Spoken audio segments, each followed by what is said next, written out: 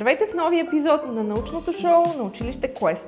Аз съм госпожа Брани, а днес с мен е Ема, ученичка от 6-ти клас.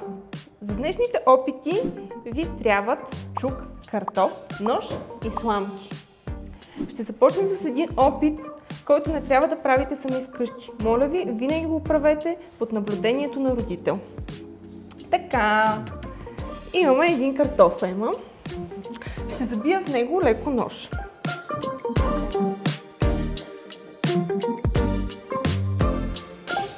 Ема, това, което искам да направиш, е да хванеш ножа с ръка, ето тук, и с чука да удръш ножа.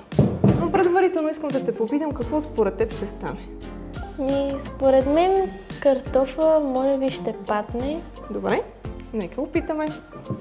Заповядай, хвани ножа отгоре за черното. Може да се го хванеш стабилно. Да, и с чука почни да удряш. Силно. Давай, давай, давай. Какво се случва, Ема? Давай, още малко. Какво стана? Ножа пробива картофа. Ножа пробива картоф? Защо става така? Знаеш ли защо става така?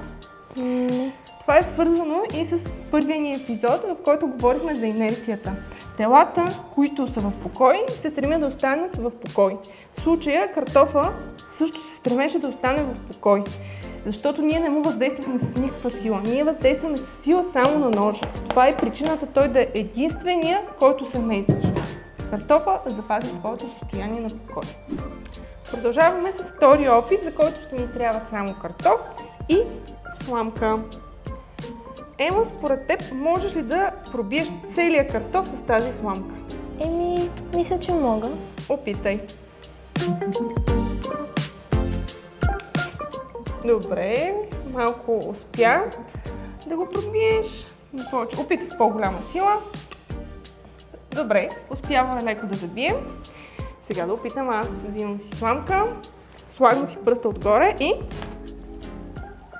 успях да пробия целия картоф. Знаеш ли защо стана така? Не. Защото когато си сложих пръста отгоре върху сламката, аз въздействах върху налягането в сламката. Налягането в сламката стана по-високо. По този начин я направи по-твърда и аз успях да забия сламката в картофа.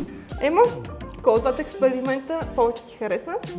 Може би първия, защото много ме очуди как картофа изглеждаше все едно се покачва, но всъщност той беше в покой. Ножа го пробиваше първо. Да, защото въздействахме на ножа с сила. Благодарим ви, че бяхте с научното шоу на училище Quest. Ще се видим в следващия епизод.